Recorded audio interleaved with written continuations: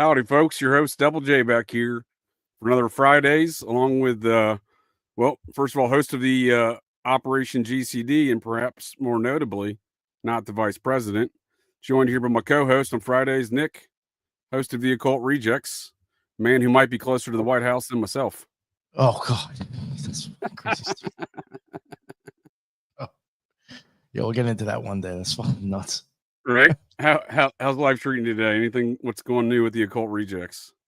Not much, man. Not much. Actually, really just worked on an episode today on Masilio Ficino. Still working on that fucking thing. Spent a couple hours on that today still. Almost done. Nice. But yeah. So you dropped your Coral Castle stuff, piece of that. That was pretty awesome stuff. Hell yeah. That was fun. Yeah, I want to get that guest back on again, actually. It's a great topic. I mean, sure. That sounds awesome. All right. Well, we got ourselves a wonderful guest here tonight, coming from north of the 48 in Canada. Jonah, greetings, sir. Appreciate you joining us here tonight. Yeah.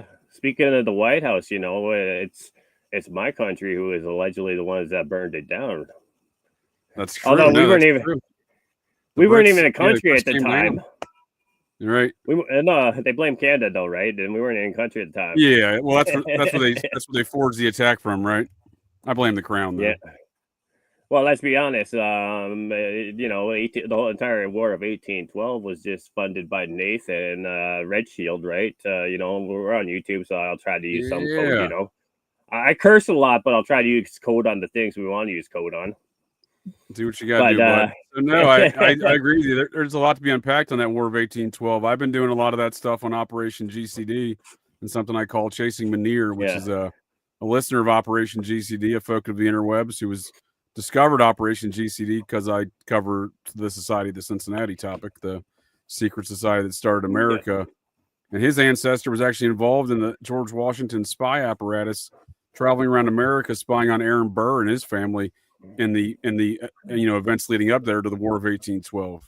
So Aaron Burr's daughter marries the governor of South Carolina, and then she goes missing on December 31st, 1811. So immediately preceding the war. So a lot to be said about that. Yeah. We cover that in that series. We haven't quite got to the War of 1812, but I like where your head's at there. Well, I mean, let's be honest though too, because like saying free, we're here to talk about the Bronfmen who, I mean, let's be honest, could be said to be the North American Red Shields, if not the Rockefellers, but I would say even more the Bronfmens, because they're not, they're not as openly discussed, like people do talk about the Red Shields, but not to the same degree, right? Right. So, you and I started this conversation. I'll give a plug to Third World Assassin YouTube channel, Mr. Clint Eastwood over there. That's where we met over there having this discussion a few months back where we started this and, this whole banking enterprise, and I think I shared with you at that time that I was, kind of years ago, I never really bought into this whole necessarily Rothschild control of the world. But then you take a deep dive of the current French president. You're like, what the fuck? Rothschild banker. Yeah. Married to his mom's sister, dad, wife. They're really just an extension of the Rothschilds, the Trogno chocolate family. Yeah. You know what I mean? Yeah, most definitely. And then look at this guy, right? What's this guy's background? The new Prime Minister of Canada. Yeah, no, it's really interesting because I see you pulled up the Wikipedia. Well, he grew up in Northwest Territories, about total of 50,000 fucking people for like, let's call it 300,000 square kilometers or whatever. It's like massive with like 50,000 people. What my town has more people in it. Dude, you know how much is it charge? I know people in it. I know people that move up there to I know people that will move up there to do the diamond mines and stuff, right? Do you know what they charge for a fucking case of fucking Coca-Cola? $16. $16. Holy shit. 60. 60. Holy smokes, Jonah, I'll have none of it. It all has to be shipped in, bro. Now here's even better though, too, right? That was gonna be like 180 with the tariffs. What's even funnier, no one lives here, none of it, right next door. So the Northwest Territories, this whole land area right here, highlighted is 30,000 people. Yeah, huh? Wow. Something like that. If you want to, because my connection is slow, I'm doing mobile hotspot. But if you look up Northwest Territories, it's under 100,000, I'm guessing. But none of it. You know, when I was a kid, none of it. There was none of it. It didn't exist. Right? Okay. Oh, Sonny, like when I was a kid, there was no fucking none of it. But now all of a sudden, it's like a whole fucking separate territory there, right? Yep. So yeah, what happened? They just started doing oil drilling or something. What caused there to be people up there? They can't be fishing. Oh, polar bears were going extinct, but no, it's all diamonds. Diamonds, or diamonds on fire or whatever. The ice diamonds. Yep. Yeah, that's all from the Northwest Territories. Yeah, and there's polar bears up there. Yep. Yeah, you don't ever want to see one of those things up close in person unless you're in like one of the tour buses, because. Yeah, no. So he just grew up in Northwest Territories, you know, working class family. You ain't kidding about the population up there. It's next to nothing. Yeah. It's like 30,000 people. Yeah. That's crazy. Yeah. 500,000 square miles. Yeah. So I was guessing, and I was, you know, I was under on both, but I mean, you know what I mean? So he grew up there in Northwest Territories. Oh, he's playing goalie, and then just happened to go to Harvard. So, like, literally, like, you have 30,000 people in the entire fucking place. How good was your academics that you got accepted to Harvard? That's what I was going to ask. Is his folks like some diamond mine owners or something? Like, what's going on with his folks? I forget what their mom and a principal, huh? That doesn't sound right. Yeah, no, it doesn't sound right. It sounds like he's a bastard child of the bloodline. But you know, like William Jefferson Clinton, you know, they put his fucking name right in there, like it doubled the time to show that he's a bastard of the bloodline. But then they say he was born to Blythe or whatever fuck the dude's name is. Who's his dad? I don't know. I'm assuming that he's from the Clinton family, right? Because his original bloodline or his alleged biological father was just like a small Arkansas with Clinton. It was just a small Arkansas farmer. Then when he died, his mom ended up marrying a Missouri Cadillac dealer who was a Clinton or some shit like that. I'm like, right, okay, cool. So right. That's Roger's dad, right? That's his half brother's dad. Yeah. So to me, that's the coke that he bought. Yeah. For me, that just sounds like it's, you know, they're taking care of their bastard children, right? But that's a good point. So there was his old bagman real quick. His old bagman, Clinton's a guy by the name of Larry Nichols. He was involved in the Iran-Contra scandal. He's part of that real estate development corporation, Arkansas Real Estate Development Corporation. He was the marketing agent for it. So he was the one slinging the bonds to launder the money for MENA Arkansas cocaine trafficking. He claimed that Clinton's dad was William J. Fulbright, the old U.S. senator from Arkansas. Oh, okay. Is that the Fulbright scholarship? Yes, sir. And Clinton's first job out of college, a driver, I believe it was, for William J. Fulbright. So let me just go ahead. I'm going to do something real quick and a little side quest. But, you know, let's do it. So, Jonah, I just want to ask you a question real quick. Because you have an excellent memory. Do you remember when this is back with Lux, there was an episode where we actually focused on the Fulbright shit. I can't remember what it was, but we were like showing how they connected to something. And they're like sending kids to these Catholic schools that were basically like indoctrinating. It looked like this Catholic type of like nice settings. School, and it was all like basically Marxism that they were being taught. They were going to the I think that was with wasn't that through the Georgetown shit or whatnot? Or one of those spending time on Fulbright, and I was like, yo, this is a program. Yeah, the reason I'm bringing that up, you know, there's this dude who just dropped a song about sucking his cousin off, and you know, but his redacted mother, who was a CIA recruiter. If you go to the official story, I think she was his handle, dude. Dude, she was a Fulbright scholar who went to China and then came back and was a professor at a University of Chicago, which is a Rockefeller University. But the Fulbright scholarship is also owned and operated, or I should say owned and operated, but it's under the State Department. So Fulbright is all under the State Department. Yeah, Bill Cooper had a lot of thoughts about old William J. He called him half bright. Now, it's really funny though that we were talking about good old William Jefferson. Slick Willie. Hurricane Bubba, as the anti-heroes called him on the American Pie CD. But again, I grew up on street punk and skinhead music, so not everyone will know that. But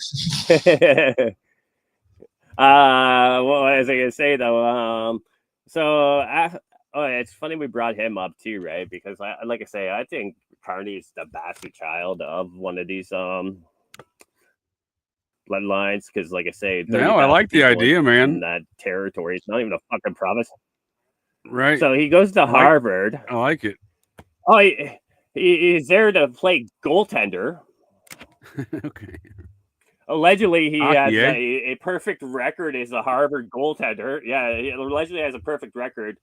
So when we had the election this week, Viva Fry, I don't know if anyone watched them, but when Viva Fry had Kyle Kemper, who I think is actually Justine Castro's half brother, when his mother left him and went to, his mother was a whore and she left him and went to go hang out in Studio 54 and do a bunch of blow and show her beaver. The beaver destroyed Canada.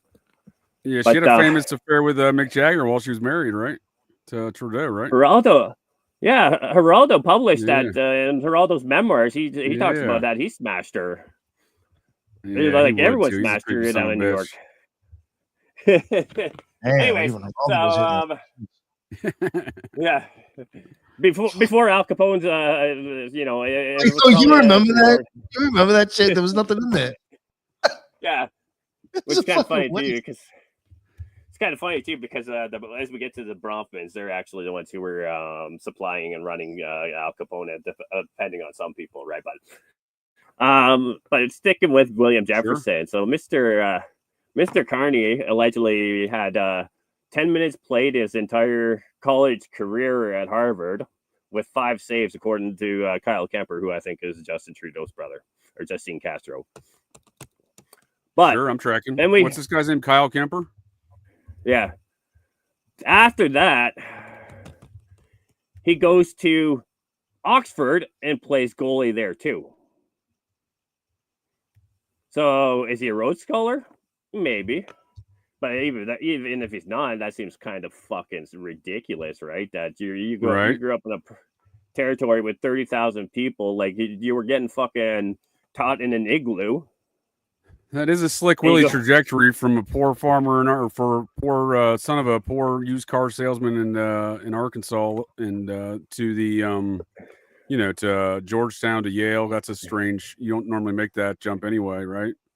Yeah. You get taught in an igloo, then you end up at Harvard and Oxford. Yeah, then Clinton goes to Oxford, right? He goes to Oxford too. Yeah. He doesn't graduate, but he goes there. He goes there and grapes a chick and then gets thrown out. According to the tales of some of their classmaats, him and his buddy that he would later appoint in, I think it was the State Department. They that fucking piece of shit that went to the fucking dwarf. They went to Russia together. Robert Reich, that fucking dork. Is that his name? I couldn't think of his name. It was some dude he went to Oxford with. They went to Russia together. I know Clinton appointed him. But yeah, go ahead. Man. I like where you're going with this because, again, it seems like a lot of these characters have these kind of intentional. We're gonna hide them out. You know what I mean? Build them up as something else. That's what Macron's going on right now over there in Frenchland. Yeah. Now I'm going to try and do because I put together just a few slides because sure. Oops. No, damn it! I had the wrong one. Let me try and do a split screen. Normally I do this with 2 screens, but like I say, I would have kind of I've got right away from society and I'm living on a farm, just in a trailer, until actually, no, I shouldn't say that. The whole bylaw department was like, yeah, you can't do that legally. So now I like it. I live in a farm on a trailer myself, so I like your style there, Jonah. If you want to, you want to share it, I can put it up on the screen here. Yeah. I'm just getting to the right one, and I'm trying to split screens so that or snap screens, so then I can kind of control and also have Sure, you no guys worries. up on the whatever on the side there. Do what you gotta do, bud. Because I this was allegedly Clinton's boyfriend. They did a honeymoon together in Russia, USSR. After the Clinton apparently didn't graduate. Robert Reich is Strobe Talbot apparently. He's no. Robert Reich is the he's that little fella. Him. He's a little conservative fella. Yeah, the anti-Trumper. But bring up it says that Clinton would put him in charge of focus on the Russia, but so they did like a little. He was the deputy secretary of state. Yeah, they did a little lovers jaunts to USSR apparently, leaving Oxford early and not graduating, as the story goes. I wasn't there; I couldn't verify, but I would say based on old Slick Willie's activities, he kind of likes whatever he can get. You know what I mean? Yeah.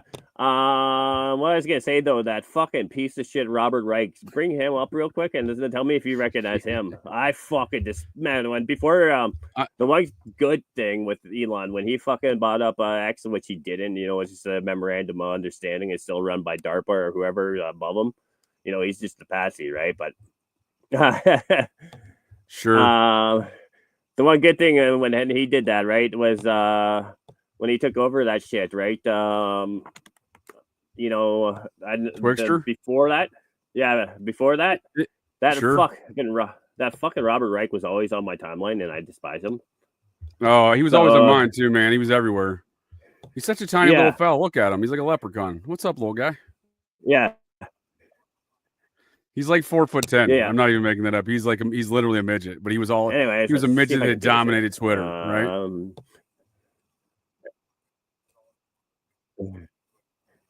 Oh yeah, he's that big anti-Trumper, right? He's supposed to be an economist, but then he was all. Yeah, but he was also like he's supposed to be an economist, but he literally was swinging on the balls of fucking NAFTA. He was the one who went out of his way to push that shit everywhere, and then fucking was criticizing Trump for his U.S. Canada Mexico agreement or whatever. Yeah, most folks don't actually know he's legally a little person, do they? You know what I mean? That's what I'm saying. He dominated Twitter. He was everywhere, but no one knew that he was a midget. Yeah, he's a midget. Yeah, I'm telling you, dude, he's like 4'10". I'm not making It's like, and then that's the actual height of this guy. I don't think he's that tall. His height. I'm just saying. I don't think he's that tall. It's funny that a midget dominated Twitter. No. Like Godzilla style, right? He dominated Twitter. Like I don't even think he's that tall. That's like when you. That's like Spud Webb, when they said he was 5'9", so he could dunk a ball, but he was like whatever, right? They lie about those numbers, right? Try to make you look right. what you're you're saying is Robert Reich's more like 4'8" than is what you're getting at. Yeah, this dude makes me feel. And what am I doing here? I'm trying to get the temptation up. Yeah, why was this dude so important in the first place, right? Like, why was that dude everywhere? He was the Rhodes Scholar with Clinton, so he is there for the graping. He was friends with HRC too, or Hillary the whole time, but then he was the economist, the head economist, I think it was for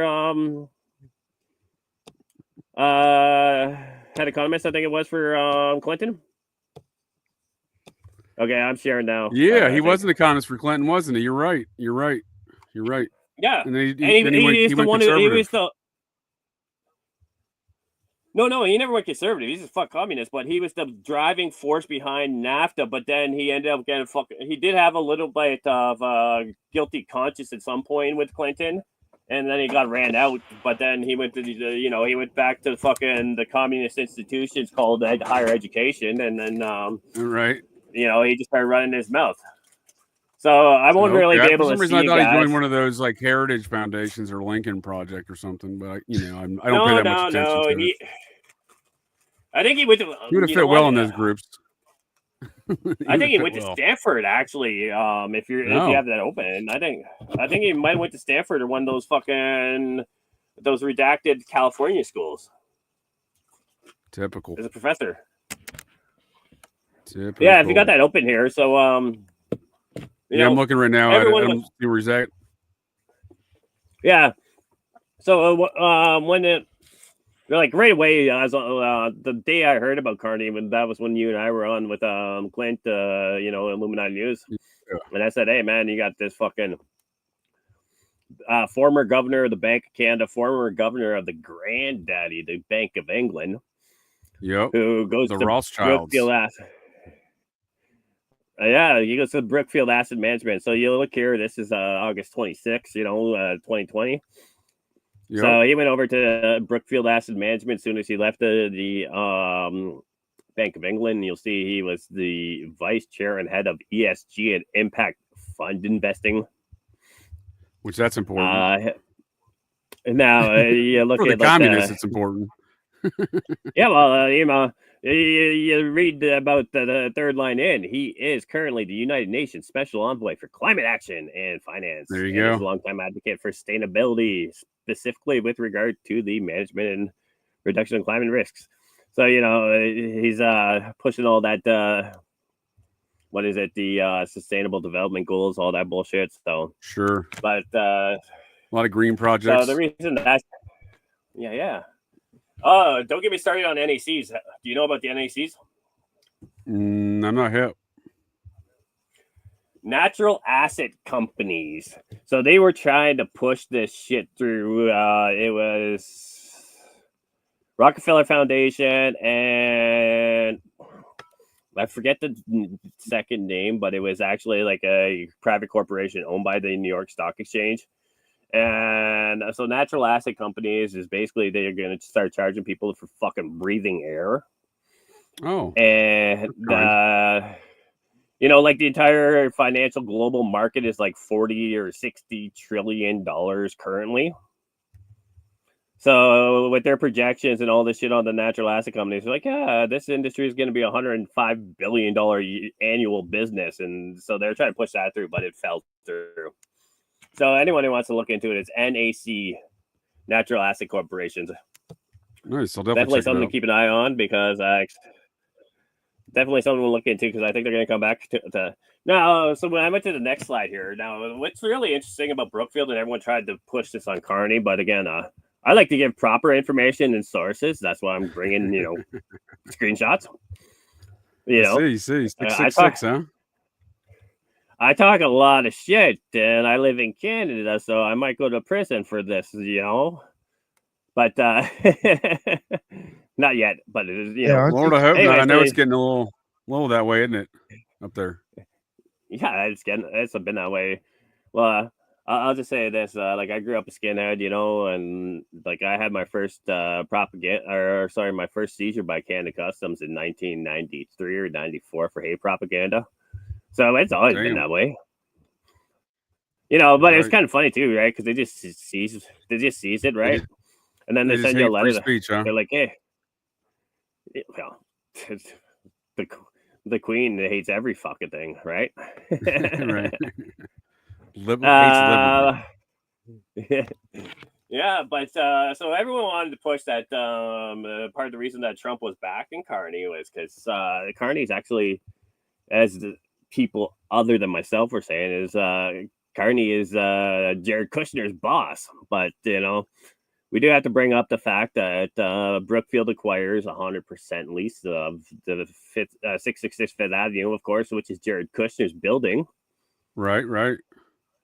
So it's but that was 2 years before he joined the company. But again, it's still a Bronfman company. Sure. And then you'll see near the bottom says the term of Brookfield's 100% leasehold interest in the office condominium acquired from Kushner Companies will be 99 years. Now, I've done a bit of research on this, and sometimes I do too much research and things but I'm pretty sure, like unlike most large whatever, they gave all the cash in at hand too, right? When they did this, really. So they just turned over all the cash for the and it was like for the 99 years. Yeah, for like 1.6 billion or something, 1.6 billion or 6 billion or something like that. So yeah, no, they gave up all the cash right up front. Now what's their interest in? They're going to release it out or something because they're not worth that kind of dough, are they? I looked at their total net worth; it was like 10 billion. What, Brookfield?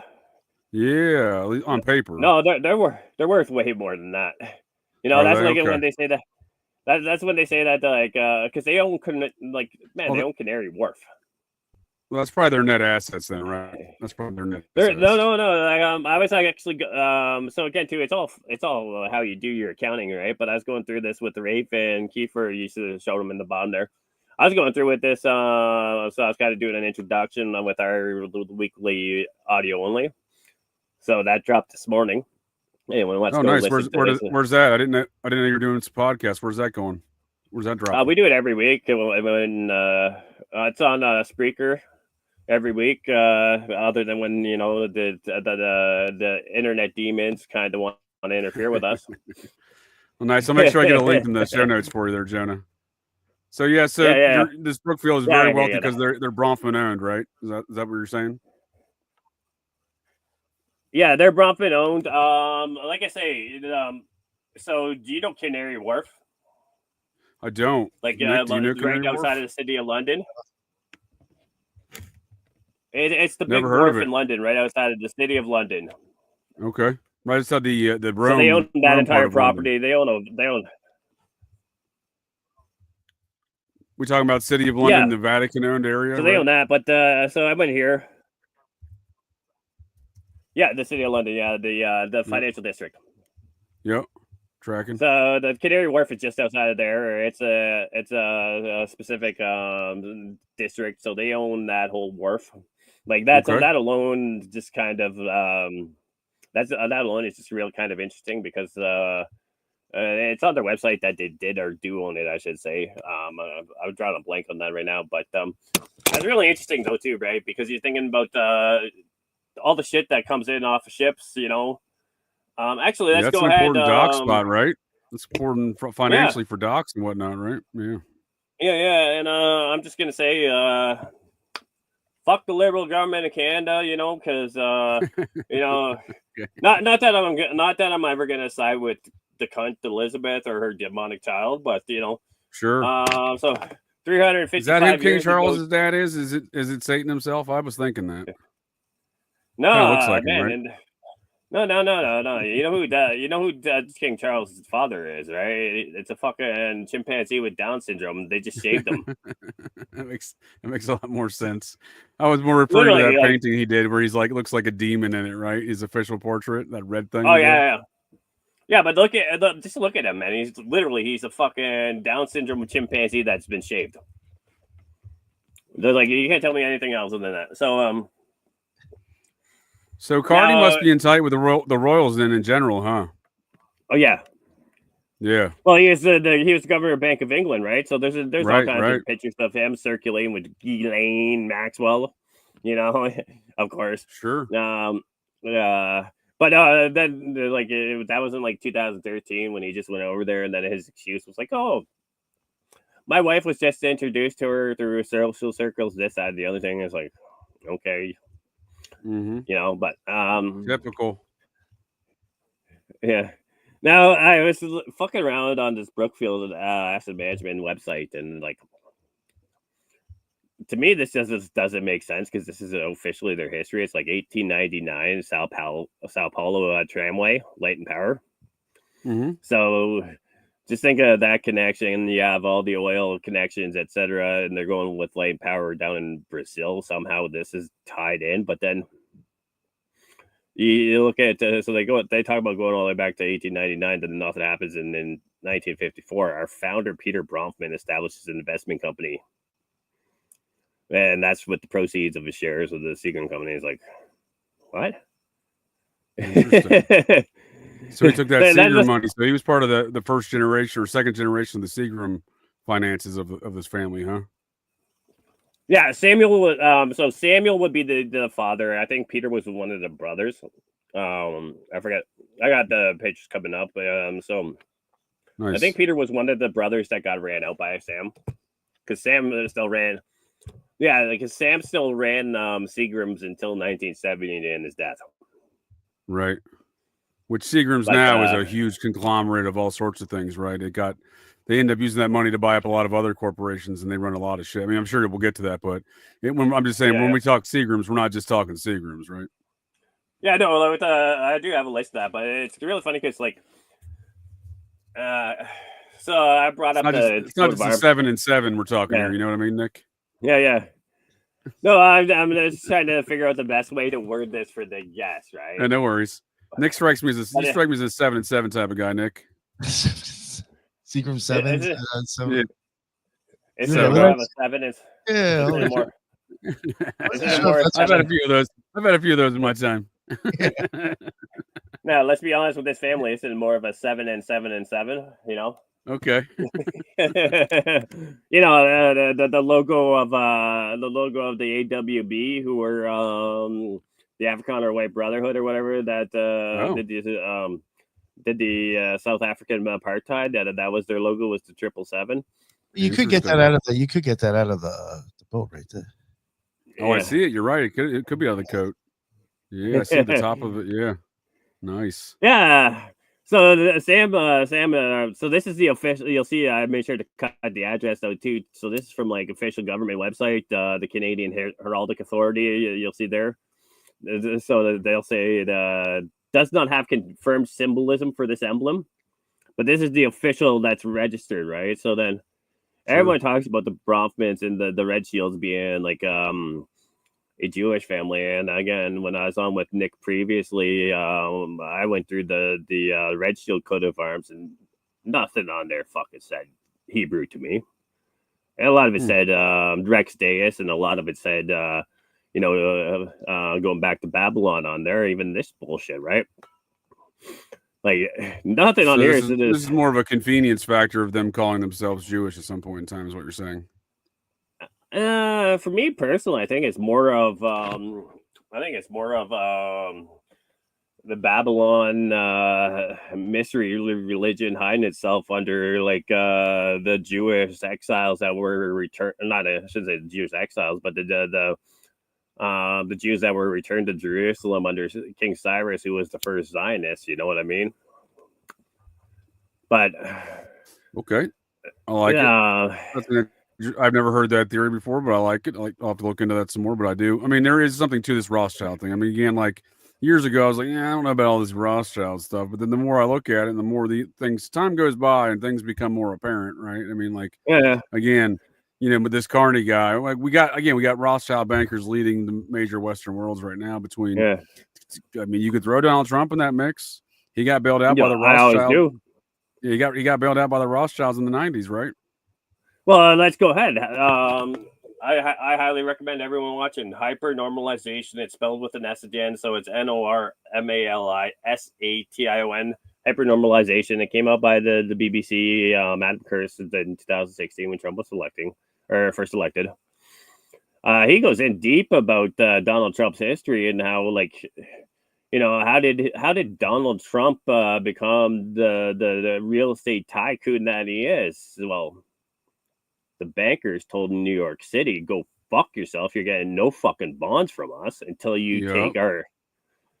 And then the elected politicians bend over backwards with no lube, with the pegging. And Donald Trump becomes the biggest political way. Sure. Then Donald Trump is the biggest developer in New York City. All of a sudden, only after the bankers take, ram it raw up the elected officials. Not that I'm for government, but I mean, he's nobody until until the elected officials take it up the back door. So yeah. So that's just my personal opinion on Donald Trump. He's been a banker. Now, the one thing I also wanted to point out here too, right? He's got some interesting backgrounds, right? I mean. I'm open to him doing something different in life, like you were saying. Anyone else doing something different, but like he's got some very questionable backgrounds. Are you familiar with you mentioned Permadex briefly, Jonah, but I'm sure you'll get into it more. But are you familiar? Let me take this off the screen momentarily so I can show you a picture. Are you familiar with his relations with this member of the Permadex board? Roy Cohn ones. Yeah, Roy Cohn and a 28-year-old Donald Trump. Yeah, Yeah, I know. I seen you talking about that last week with Kane, I think it was. It's one of my favorite pictures. It's one I talk about a lot. Yeah. I like Roy Cohn. So, he's much like the Bronfmans, Roy Cohn's everywhere. But let's do a little tangent on that fucking piece of shit scum fuck Donald Trump, right? Okay. Everyone wants to say, man, Nick could attest to this. Like, there's been so many times that like people like be like, "Oh, you're just a Trump." I'm like, no, fuck Trump. But I mean, so, but what I was gonna say is, so what's your thoughts on Roy Cohn? Roy Cohn and Donald Trump. You know what I mean? What's your thoughts on their relations? Dude, if we're gonna talk about Roy Cohn, I'm just gonna say, who gives a fuck about Roy Cohn? Tell me your thoughts on John J. McCloy. Oh, there you go. Okay, he's another member of the Permadex board, isn't he? He was the Assistant Secretary of War during World War II. He was the German High Chancellor. Immediately after the war, he is the first president of the bank or World Bank. Yep. He was president of the Council of Foreign Relations. He was president of Chase Manhattan Bank. Member of the Warren Commissions. He was the fucking lawyer for the Seven Sisters during the OPEC embargo. So what I'm hearing out of you is a lot of Rothschild banking is what McCloy was related to. It sounds like. Oh, McCloy. Is said to have been the guy who set up. I can't think of the fucking name right now. He was the guy who set up the Yamashita's gold, but there's another name for it prior to that. So he's the one who took all Yamashita's gold, all the gold that the gold that the Japs stole from all of Asia and hid in the Philippines. Sure. He's the banker who oversaw all of that. So, I mean, really makes you wonder, doesn't it? With Donald Trump saying he's going to go audit the Fort Knox, you know what I mean? It really makes you wonder with all these Rothschild, because obviously McCloy, like you just said, we're rattling off a number of McCloy Rothschild jobs, including the World Bank. I mean, let's be honest, that's a major position in the Rothschild central banking network.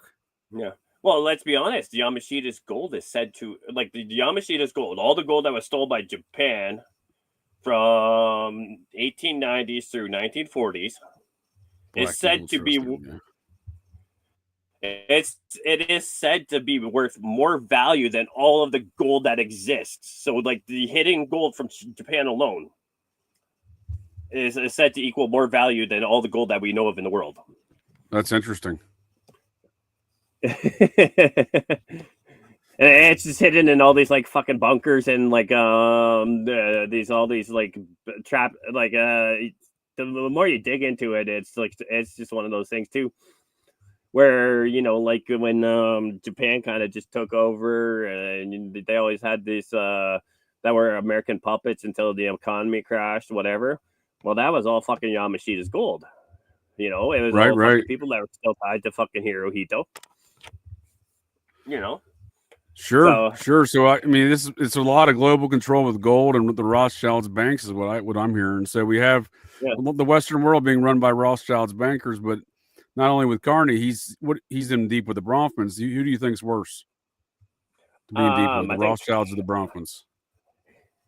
I think they're let's be honest. Same table, same team.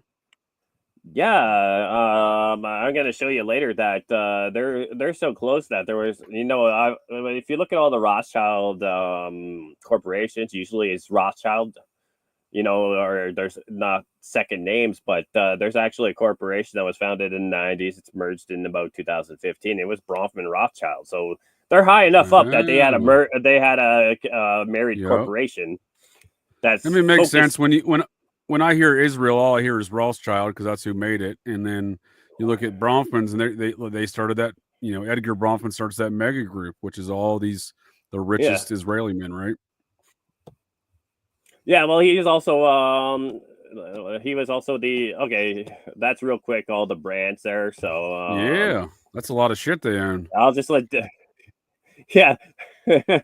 So not all of these were when because at some point they switched it over to Diageo or whatever, but a majority of these companies were all brought in under Samuel Bronfman. He died in 1970, and then his two sons, Charles and Edgar, took over here. So here you go. You got Bronfman E.L. Rothschild, which was founded in 97. Had a total of 100 employees or whatever. Oops. God damn it. God damn it. How do I go back on this stupid presentation slide? Oh, damn it. Oh, damn it. That I'm unclear about, sir. Was that the family tree you had up there? Will you try removing it? Will that help? Yeah, I'll get back up to that. No, I wanted to go into the...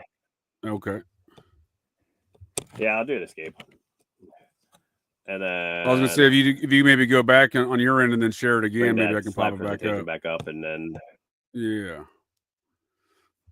What are your knowledge on the Bronfman family, generally speaking? Yeah. I mean, they are a major Canadian American kind of gangster family, but what do you know about the family generally?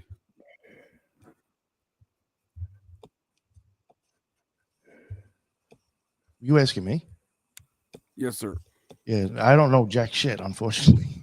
Yeah, because I mean, like you don't like these are kind of I kind of view them as the dark lords. They sit behind these major industries like liquor and music and everything else. Warner Brothers, P. Diddy, Nexium, Teresa was Mega Group, Epstein, Maxwell. Teresa. Well, yeah, because they're big in the Canadian parapolitics, right? Yeah, but I only really heard of them from her. Okay. No, that's kind of the impression I get. Generally speaking, they are very much this dark entity, right? No one really knows much about. You can recite the Rothschilds all day to people, but as you're demonstrating, Jonah, these are very much the same team, and not many people know the Bronfmans as well as they know the Rothschilds, right? Yeah. Well, it's kind of funny too, because the more like I know what Bronfmans are. Obviously, I used to live in Windsor, right? I live just outside of London, so Seagram's itself, was Joseph's Secret Company. It was founded in Waterloo, which is less than an hour from me. It was so Samuel Bronfman himself came to Canada in the 1890s. He was escaping Russian pogroms. So they're blaming it all on the Tsar Nicholas. Again, too, the Romanovs, which is kind of funny because after World War II, and I'm kind of skipping all over the place, but after World War II, one of the top distributors in Europe was Dmitry Romanov, but allegedly Samuel and his brothers escaped to Russia from the Romanovs. So it's kind of like, oh, okay, cool. You're kind of just like taking your alleged surf owner and making him your slave now or whatever. But no, so with this one here, I just thought this was really funny, like the Bronfman Rothschild. If you look at it, even though the company, the description, it says company offers services for wealthy individuals and families, institutions, and retirement plans. So it kind of looks like it's just like, yeah, it looks like it. So him being a secret Bronfman is kind of the same thing as Macron being a secret Rothschild, right? I mean, it's kind of the same deal, right? Yeah, and I'm just saying, even with this firm, to me, when I'm reading that I do the research, it seems more like the only thing they were doing was handling their family assets.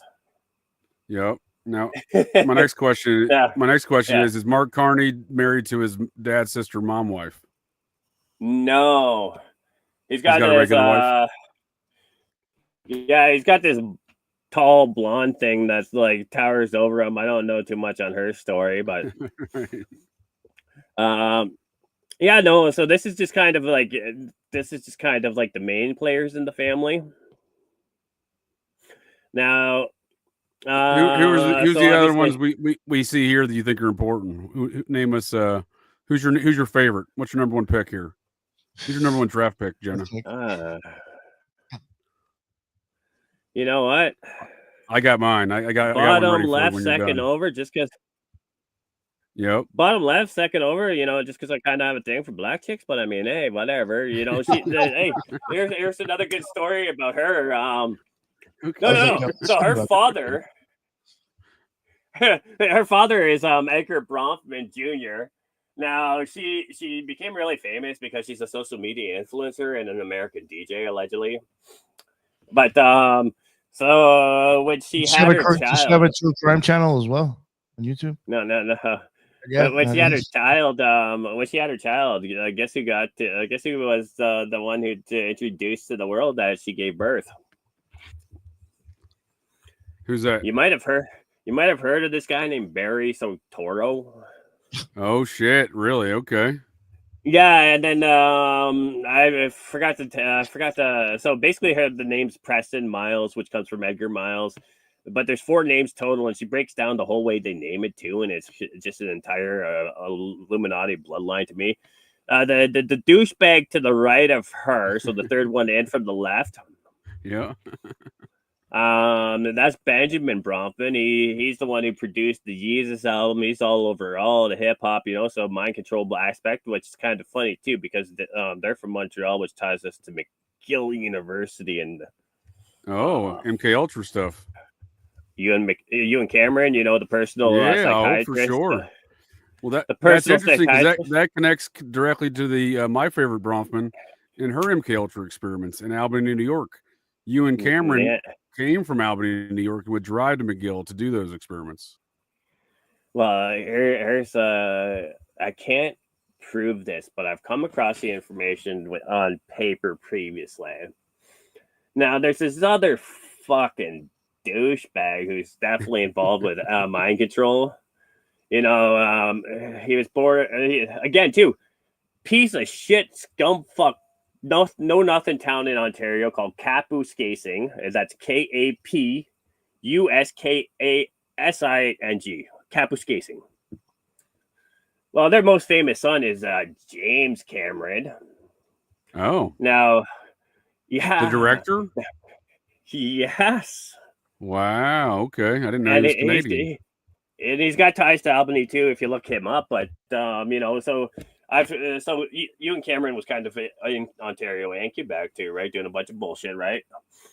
Sure. And I just can find it kind of funny. Like I've put his name in Kapuskasing on paper, but I haven't been able to do it digitally. So I don't want to speak out of turn because maybe my mind just is playing tricks on me, like Bushwick Bill.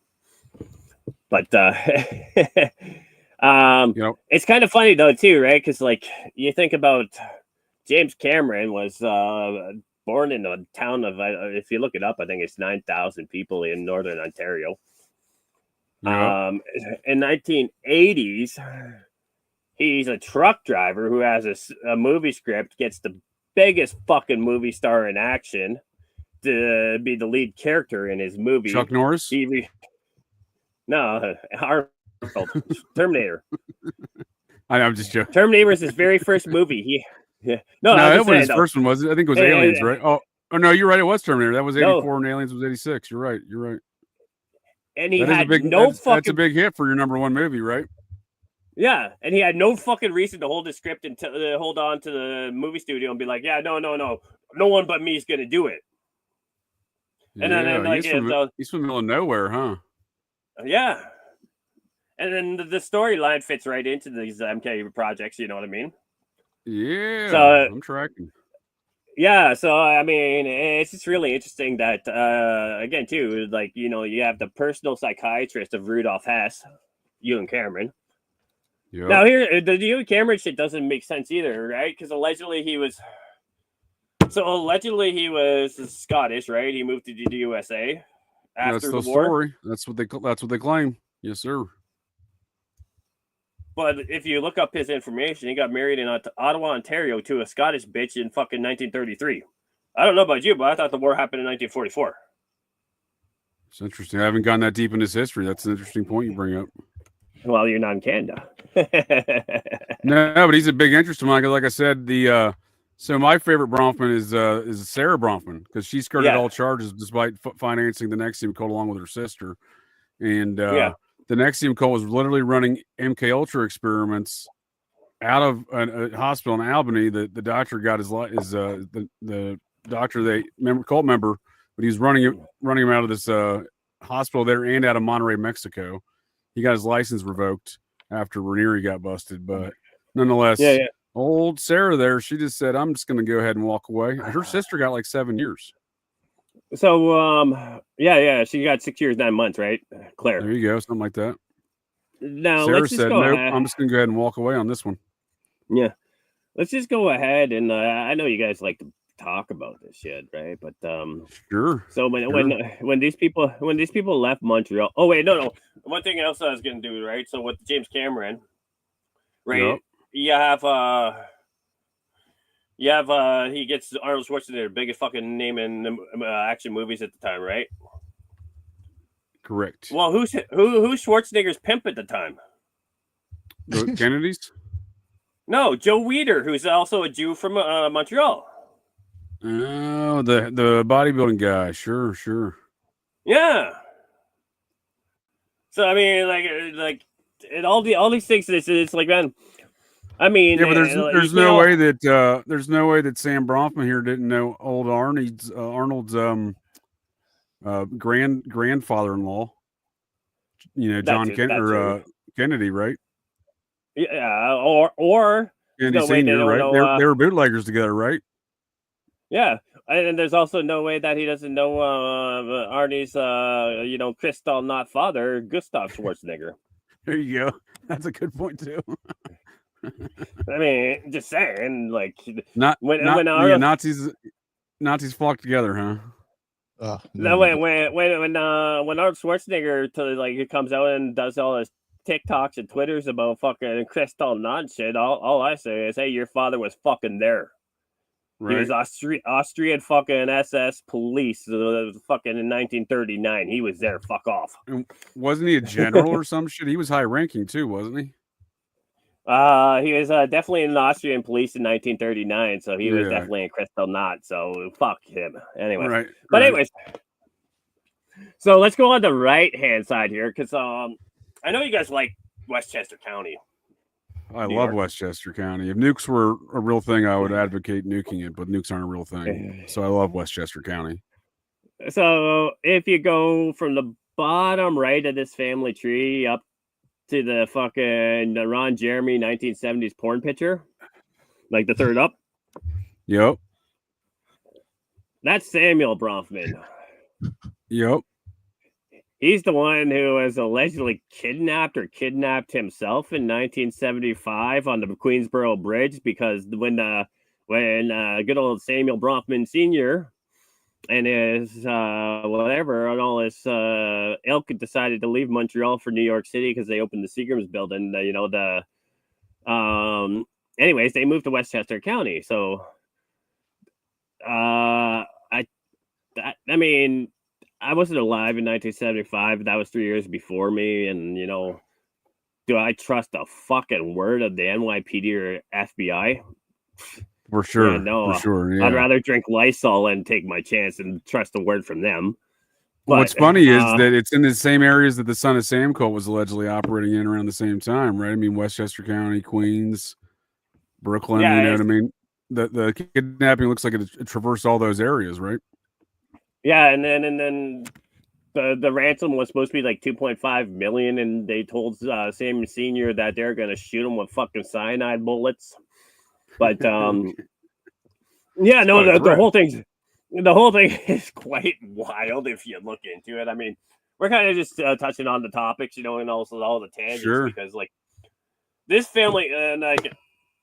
Okay, I got over this here. So that's just kind of it. And like I say, I mean, let's be honest. My personal favorite is going to be the Ron Jeremy porn guy, just because the whole kidnapping thing is just wild.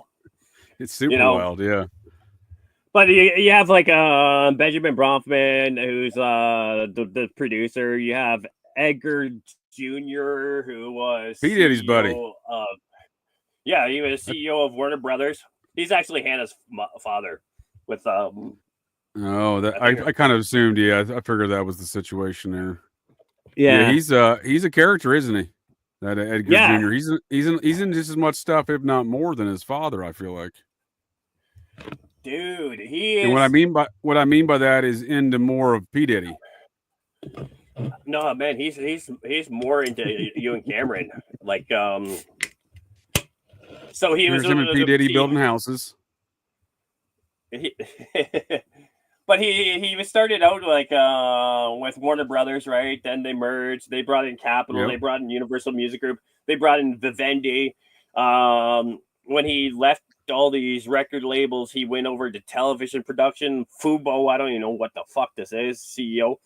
But everything he's done has been mass media, and then his daughter and his son are a DJ and a producer and the social influencer. So everything that's come from him, everything that's come from him into a woman is about controlling people's minds through media. Sure. So, what do you think? Has he been to a couple P. Diddy parties? What do you think? No, you think he associates with the help? Right. It's beneath him, is what you're saying. It's beneath him. You're saying P. Diddy's probably mimicking a Bronfman party, is what you're getting at. Yeah, like the P. Diddy party is like the P. Diddy party is like the grade school Bush party compared to like University Kegger. Right. It's a bootleg Bronfman party. That's a P. Diddy party. Yeah. And not bootleg like the way they made their entire fortune. Right. Yeah, I mean, because I know the Nexium cult was doing some stuff out there on Branson's Island next to Epstein's at one point in time. Yeah. Well, Joe Biden also has an island right there too, right? But let's not forget that fucking. Yep. Let's not forget that Disney Cruise Lines literally had a tour cruise that stopped and did a daily fucking not daily, but a half day of snorkeling in Little St. James. Yep, that's true. No. That's true. Do you know whose island's down there? Who's never going to get busted for all of his transgressions and tomfooleries? David Copperfield. You know why? Because he makes all of his all the witnesses disappear. He's that good of a magician. But he does have an island down there, and he has been accused of a lot of weird shit down there. You know what's really funny? And this is a tangent again, too, but it just seems that all these fucking people have all these little ties, right? So anyways. They do. You remember Nygaard? Yeah, I forgot about Nygaard. Yeah, the Canadian dude down there. He had an island, too, right? Yeah. Canadian Epstein. Right. Yeah.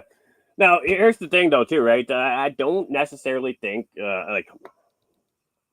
because everyone in Winnipeg knew Nygaard was fucking children down there, but it wasn't children, you know what I mean? Like, it was like he had his own island where he'd bring all these girls at like 16, knock them up and pay them a bunch of money to live there. Like, actually, the one employer that I had back in like 2000, one of their nieces was literally living down there, fucking getting paid off huge to live down there with his kid. But like pretty much kidnapped, but it was also getting fucking huge bank to do it, right? Oh shit! And everyone in Winnipeg knew, but it was all like 16 and up. So like down there, I'm not saying that. Man, I can't even say a 25-year-old woman, like, because they're still immature, especially the ones today, right? Yeah, you seem to have some different proclivities, but they seem pretty nefarious, right? Yeah, no, like when it all came out, but I mean, it just to me, like, having you know what I mean, it seemed pretty. Whatever he was doing down there is pretty. Yeah. But what I was bringing up, so he's like his headquarters was Winnipeg, and then when the Bronfmans came to Canada, they set up shop in Winnipeg and opened a first hotel there. They're poor farmers fleeing Russian pogroms that moved to Winnipeg and opened a hotel. They got that cash somewhere, huh? Yeah. So I was just gonna bring this up here too because this is Edgar Bronfman, the one that just died junior or whatever in 2013. You'll see he was the president of the World Jewish Congress from 1979 through 2007. And you can see all the other stuff that he was involved in. Oh, so this is Edgar Sr., but didn't Edgar Jr. lose a son too recently? I think he did. No, maybe Edgar the third might have. Oh yeah, this is Edgar Jr. or whatever, right? Edgar Sr. was. I think this is Senior. Yeah. This is the guy who ran Warner Brothers. Yeah. Right? This is Robert Maxwell's buddy, right? This is the mega group. Yeah. I'm horrible with names, so I get them mixed up sometimes. But I just want to point out too. So what's the World Jewish Congress do? What's their main function in life? World Jewish Restitution Organization. That sounds like a really broad, spooky name, if you ask me. So the World Jewish Congress is one of these, as far as I understand, is one of these philanthropic organizations where, in reality, The Rothschilds have set it up so that they can just funnel money to themselves and all their employees and all their fucking henchmen without paying any taxes on them. While the poor schmucks like you and I are fucking slaves to their tax system. That's my opinion on it, but I'm tracking with what you're saying. So the actual pronunciation may in fact be full-on rapists instead of philanthropists. Yeah. But I just want to point out here too. I mean, like you do see again too his bachelor's degree from McGill University. So, you know, yeah, he's connecting the right dots, huh? Yeah, you know, he's spinning the right trails. Right there, you go. You know, there might have been a guy. There might have been a guy named Cameron who was a professor there at that time. I don't know if he ever took any psychology, but sure, that'd be interesting to find out that intersection there, right? Yeah. Now, so that's what I have for slides because there's so many other things to go on. But so you brought up Mega Group. Yeah. Now, Mega Group was founded in 1990, possibly, because again, too, right? This is like a Bilderberg thing, right? Does anyone know? Wikipedia's calling it a study group now for some reason, which I find that odd. Go to Wikispooks. Actually, I can get you the link.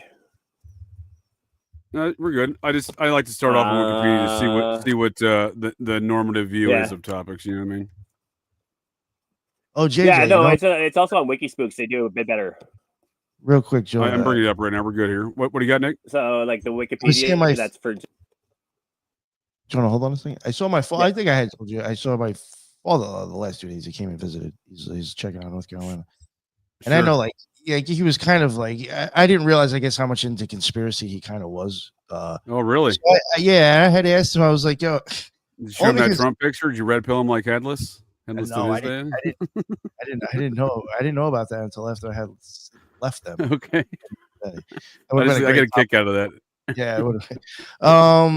I had asked my father. I was like, now I'm asking him because back in the day, I'm just gonna keep it straight. The first time I ever heard you use that word spook, I was like, yo, it's that type of fucking party going on here. Like, holy shit, because I know it's been used for different reasons.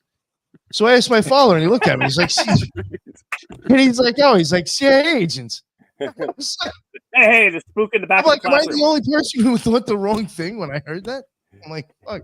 But like, even my father said, "Oh yeah," he's like, "That's an old one." Yo, you know what he told me? He told me that even the word wetback came from some sort of term that had to do with actual government people, and then got used. Oh, really? Yeah. I got to text him and ask him. He actually went into it, and I was like, "What the fuck?" Yeah. That is the derogatory term they use for something. They're like CIA assassins or something. They would call them wetbacks because they'd wet. Yeah, wet work.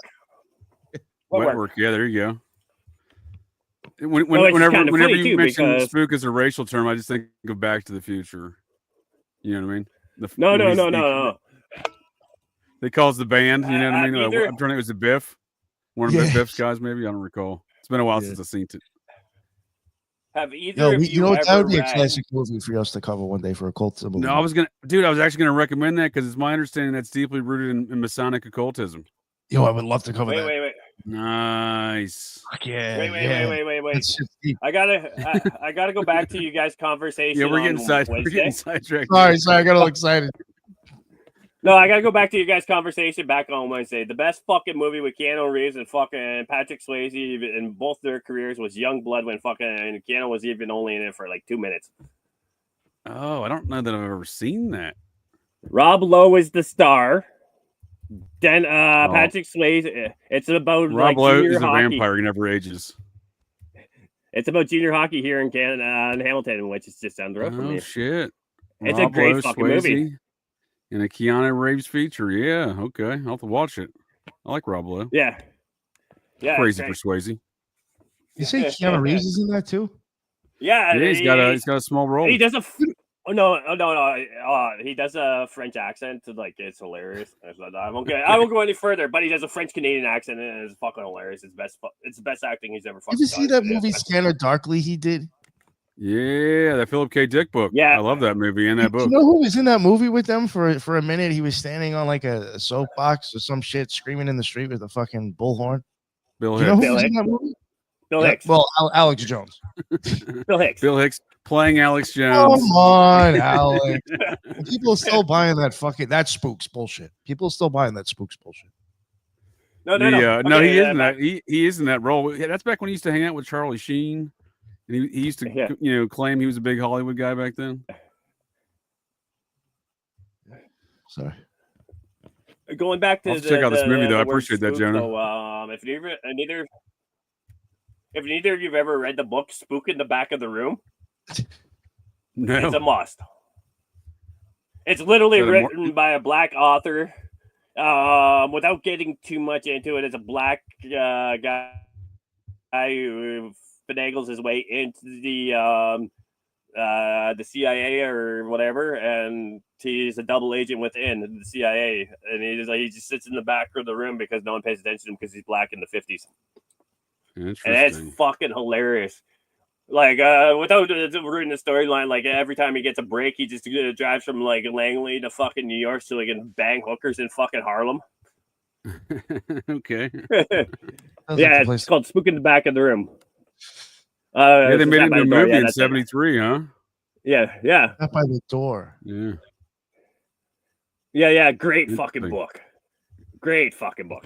I'll have to check that out. Sounds like a comical tale. I was going to make an inappropriate Mormon joke when he said spook in the back of the room.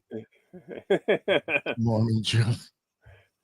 Oh, no. I was about to say, what is that, a Mormon congregation before 1978?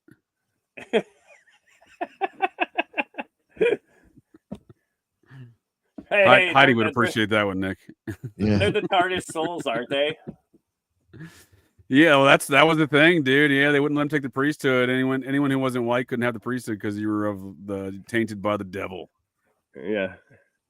So getting back on topic here, because again, too, let's go into all the MK Ultra aspects here and the Studio 54, and you get to the Mega Group, which was with Les Wexner, co-founder with Edgar Bronfman. And then they bring in that alleged child fucker who had sex with what's her name, Drew Barrymore at Studio 54. Yeah, you get him in there. You get Jeffrey Epstein in there, but even Lawrence here Tish. On isn't his daughter the head of NYPD? Isn't she like the police commissioner of NYPD right now? Possibly. Yeah, I believe it is. I think it's at least the same Tish family that fund NYU. Yeah. Now with the Mega Group too, like one of the biggest things that they were doing though too. Oh yeah, Ronald Lauder, you see right there. He's the one who fucking privatization of the World Trade Center in Building 7, huh? Again, really? I was about to ask you who that dude is. Yeah, so I see that now. Yeah. We're just gonna go into that Secret 7. Former ambassador to Austria. That's hilarious. What year was that? There's your Secret 7 and 7 and 7, right?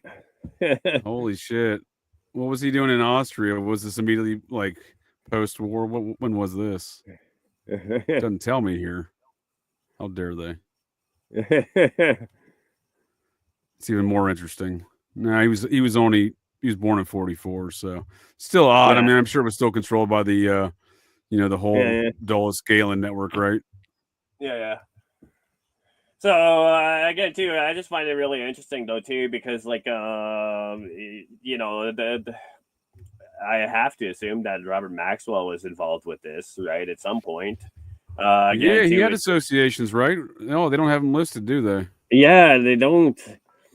It seems like they only focus on the Americans in there, right? And 4 of the 14 pages are already gone. Well, I think we had a bigger list up here, didn't we? Let me look here. There we go. I've had a bigger list up top, but I mean, even then, like. Yeah, they don't include Maxwell, huh? I thought Maxwell was associated with this group.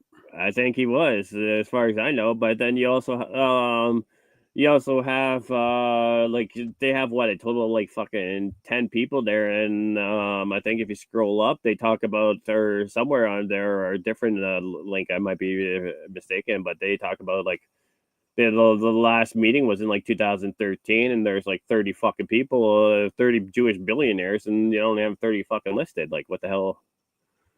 Yeah, right. They have 16 names right there, right? And we got its initial core was 20 members, and then it says it grew up to nearly 50 members. So what are we talking here? They got 16 dudes listed here. Yeah, so I mean, it's just very interesting, you know. But again, too, when we're talking about the Bronfman, as I pointed out to you, Lyndon LaRouche and Mike Collins Piper and a few others have, you know, again, another organization that you can't really ever prove, but it said that they were the financial backing of Permadex, or, you know, between them, I think maybe Bloomfield. So again, too, like when you're doing this research, I mean, they don't always come out and say, "Hey, Yamacon," is what you're saying, right? You might as well get a Yamacon so you feel like you're in the right environment, right?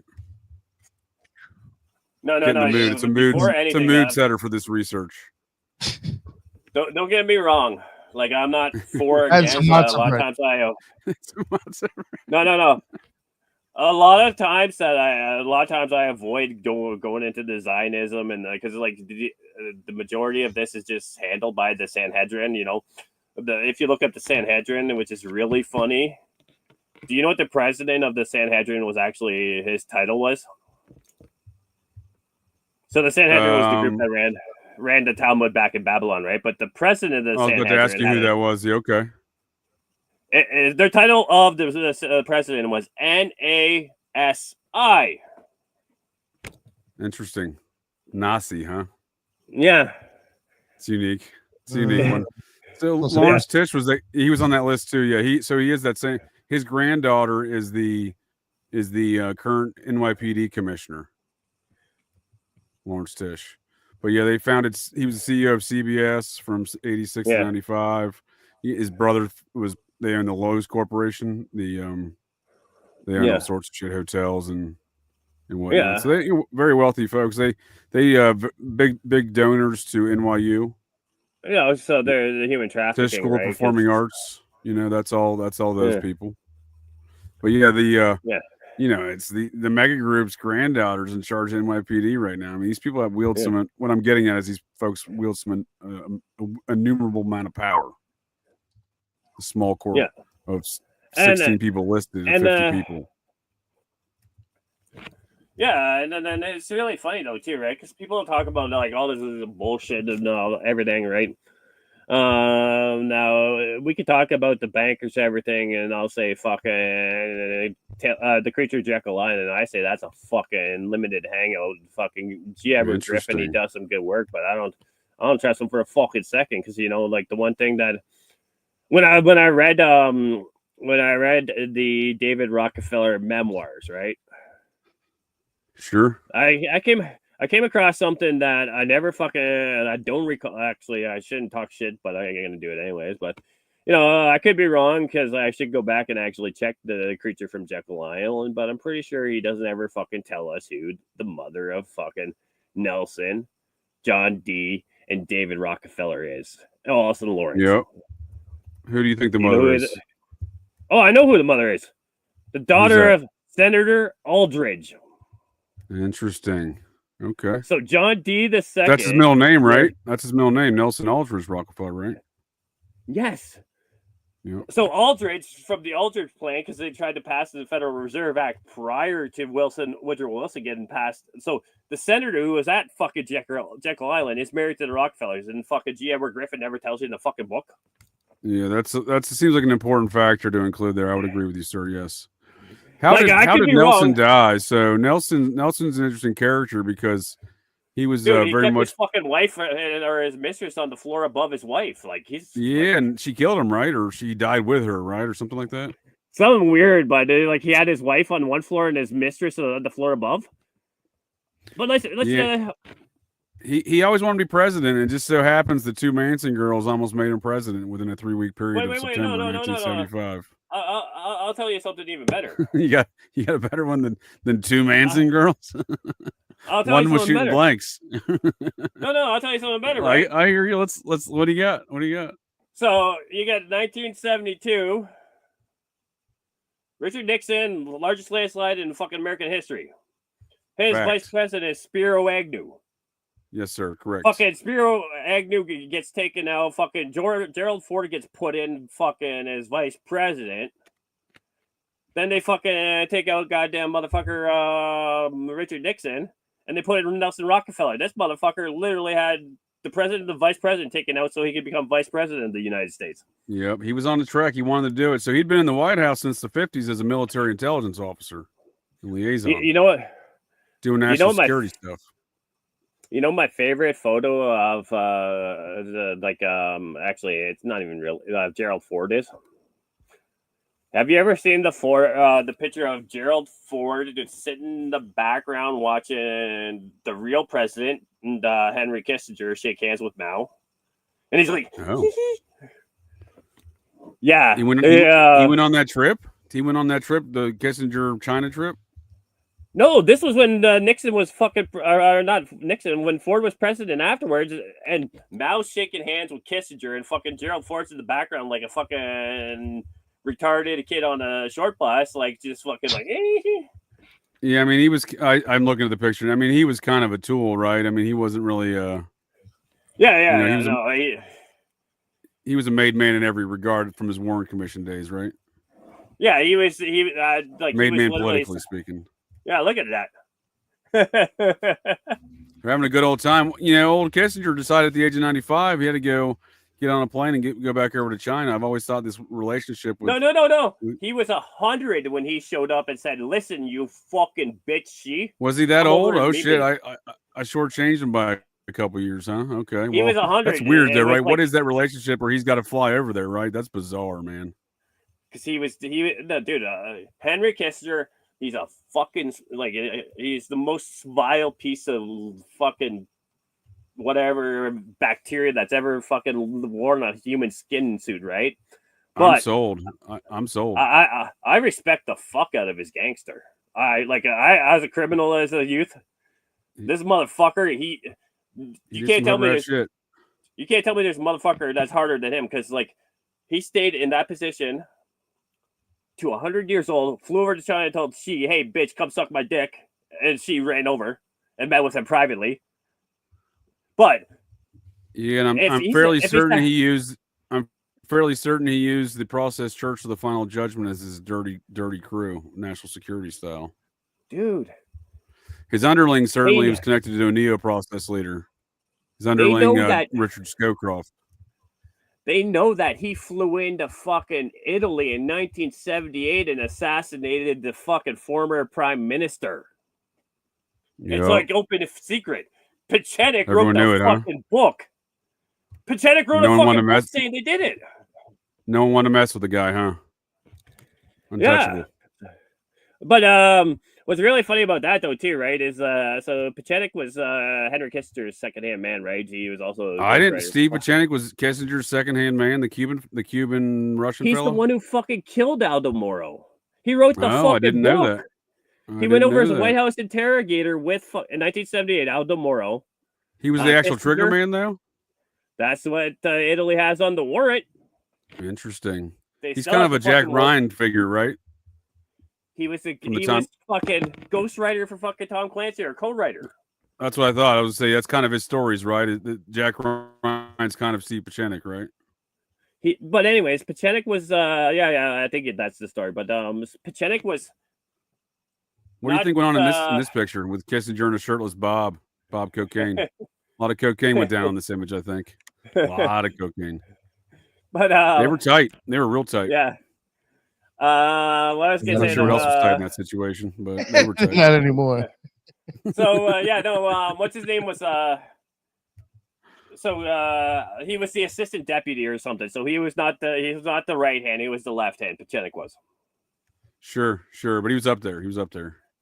But then, he was also co-writer for Tom Clancy. But then Special Agent Bill Hicks, every time he fucking comes on, he's like, "Oh, this guy really knows what he's talking about. He used to be a CIA employee. Motherfucker, he ran that shit." That's right. They were tight, weren't they? He used to always go on there, didn't he? I forgot about that. Dude, he was the one who was telling him that fucking they're importing kids to Mars or some shit and fucking them. Are you sure that was Pachenik? I thought that was Robert David Steele, because he's another one. Maybe it was. But no, he's a very like, similar character to Pachenik, but not quite as he's like a Timu Pachenik. Pachenik would be on there all the fucking time, right? And he would always be pushing. I forgot about that. You're right, dude. You're right. I totally forgot about that. But then Special Agent Bill Hicks, would always be like, "Hey, sure. He knows what he's talking about. He used to be an employee." No, motherfucker. He's got the documents. He would know that. Yeah. He's got the documents. So what happened to Clancy? He died a mysterious death, right? Yeah, he was used up and tossed aside. Like that was it. They had enough of him. Yeah. The Bronfmans and the Red Shields couldn't push any more stories through them, but it's kind of funny because I was actually at the library and I came across like a Tom Clancy Jr. book or whatever, who's writing Jack Ryan Jr. novels or something. I was like, oh, so you just were like fucking TikTok recycling fucking like legendary stories, or like what the hell? Yeah, that's interesting. I didn't. This is a funny quote. I guess I never saw this. He was on the Raleigh Factor a week after September 11th. And he was saying that he blamed left-wing politicians for gutting the CIA. Classic CIA man move right there. Just make a statement like that. It's a company man. I blame the CIA. No. Let's fuck that. So this is the Nexium doctor that was running MK Ultra experiments out of Albany, New York. He lost his license. He was a neurologist. He was a member, but he was running MK Ultra experiments out of there and Monterrey, Mexico. Yeah, no, it wasn't the same hospitals as Ewan Cameron, but it was in the same city as Ewan Cameron, Albany, New York. Yeah, no, it's really interesting though too. Again, I kind of went in and they just reminded me here, right? You know who else was directly tied to fucking the same hospital or the same hospital in McGill as fucking like some full blown like taping folks' eyes open, you know what I mean? Like, Clockwork Orange style, and showing them like, snuff films. They were showing them snuff films. But you know who else was directly tied to the McGill University and like Ewan Cameron's, that fucking horror, Malaka Harris, her mother was out of McGill University as a teacher. Oh, is that what brought them up to Canada? Oh. Yeah. And it's really you mean that white Indian lady who ran as a black woman? Is that who we're talking about? Her White Dudes for Kamala 2028? No, her name is Devi after Devi Sutra. I'm just saying, like, I'm not implying, but she's named Devi after Devi Sutra, who was like a fucking Hitler esotericist in the 50s in India. This is my personal opinion. Yeah, well, I looked at her Jamaican heritage. It gets real white real quick. Irish, there's another family down there. Yeah, Browntown or whatever, and then her granddaddy was Hamilton. She's a Hamilton Brown. Yeah, she's a Scots-Irish woman from Jamaica. I mean, they were slaves. They got shipped there by the Brits as slaves at one point in time, but they took over that place. You know what I mean? And they had their own slaves, right? So, and then her Indian heritage is Brahmin. This, you know what I mean? It's just hilarious how they package it. No, right? Basically, they're the Indian style Brahmins, right? Because they're the Brahmin class over there, right? Yeah. Now, what's really funny though too is when she was running for president or whatever, and she's like, "Oh, blah blah blah." When I was a kid, my friend was like molested by her father and all that shit. Dude, if you go to, she had so many stories like that, didn't she? Yeah, like what the fuck? Like she's related to Kanye, but anyway, so aside from that, I like the one where she was marching in like an MLK rally or something at the age of 2. Like the stories that lady came up with, her and Joe Biden both were like, wait, no, dude. Biden's people had to be like, oh, you got to stop telling him you marched. No. You need to let me finish though. The broad who is allegedly the victim. I'm not saying she is or isn't. But the broad who is the victim in this story just happens to have the exact same last name as one of the Supreme Court justices. It's published in the Montreal papers. Oh. Kagan. Which I won't go any further. Kagan. Okay, I'll look that one up. That sounds interesting. Yeah, it's in the Montreal papers. They actually published the name of the individual in Montreal Gazette. I don't like if she's like Virginia Giuffre, who's just trying to take away from real victims. There you go. That's my opinion. What do you got on that? I like that idea. I don't give a fuck about what he was doing with kids on the island, because that was like that was like the cocaine at the party when the real. Tell me why the fuck he had a DNA database that was paid for by the U.S. fucking IRS. No That's one. fair. I've never heard anyone else bring that up. And every time I hear it, I'm like, talk to me about the DNA database.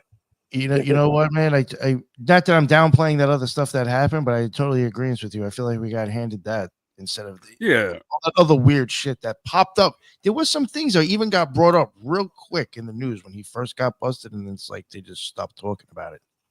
Dude, what's up with that other? Like you just said, well, what's up with that? I want to hear about that, man. I agree. Diddling kid's bad, but DNA databases and he's funded so much AI shit, dude. It's like what was really going on there? Yeah, like $250 million in tax incentives to run a DNA database. What do you need a DNA database for? The only thing you could really use a DNA database for, searching victims. Like, blood type matching, bone marrow matching, all that shit, right? Like biological warfare, right? I guess you could use it for something like that. Right? Yeah. Well, that's not really a database because a database is just like keeping all your markers and all your trackers, right? So, like, but if you want to make a weapon that's designed for one of those markers and trackers, right? Yeah, I guess, yeah, you're right. I wasn't thinking little designer, little target. You want to get some world leaders out of the question. It's a good way to do it, right? Dude, to build some designer weapons. Another thing that I've never actually seen anyone else bring up other than myself with Raven Kiefer, and I'll give you the links or whatever. I'll drop it in the notes or the comments after the show's done. Sure. But I've done like 60 audio only shows with him at least, like probably 100. But like no one else ever talks about not just all the fucking scientists that he brought to his island. Right. Why the fuck was he running and being funded to run Doomsday conventions or whatever, right? He literally had Doomsday conventions where he was trying to figure out how to fucking save the world from the Doomsday Clock. I did not know that. So there's just so much more to that. Yeah, just type in Jeffrey Epstein Doomsday. It'll come up. He had like conventions about doomsday predictions and all that shit. How they're going to save us from global warming, like ESG, like fucking Carney and all that bullshit. Why did they do Stephen Hawking like this? They tied the man to a dolly and then wheeled him down into a submarine.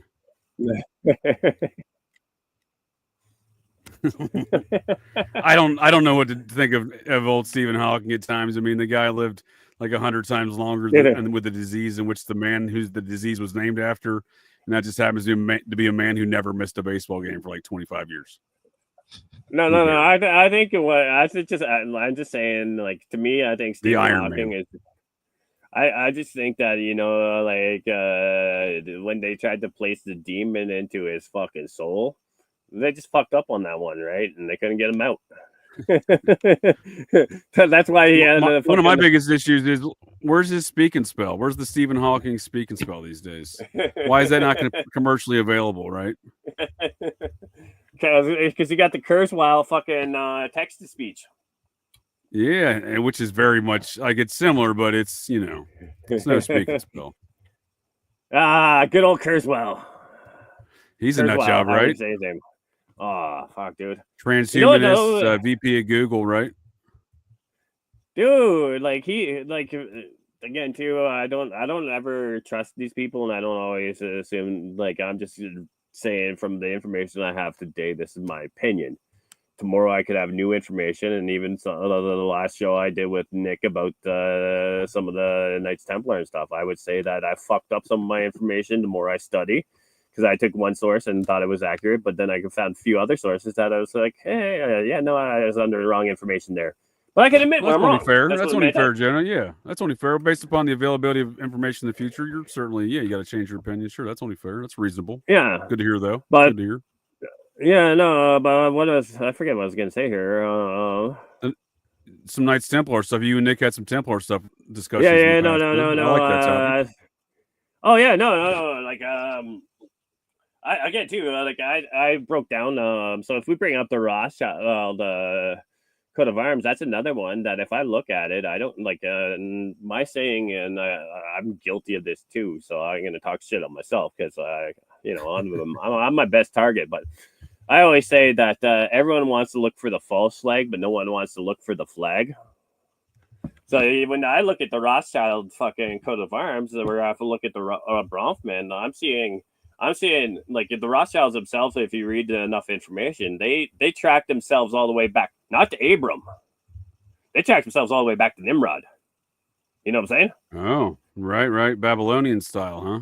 Yeah, and the Babylon through Nebuchadnezzar fucking destroyed that shithole. Taking all the people back to fucking Babylon, and then Cyrus freed them and sent them back to that shithole, right? I mean, I'm not gonna say that I give a fuck one way or another what happens over there, because I don't care. I don't care about my neighbor. How about this one?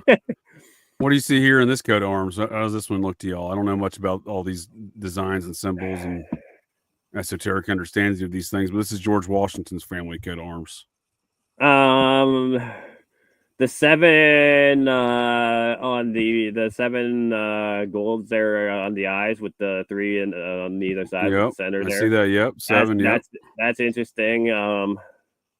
The 3 on the crown with the 3 stars there too. That's another thing that I would say is interesting as far as number wise. Okay. Yep.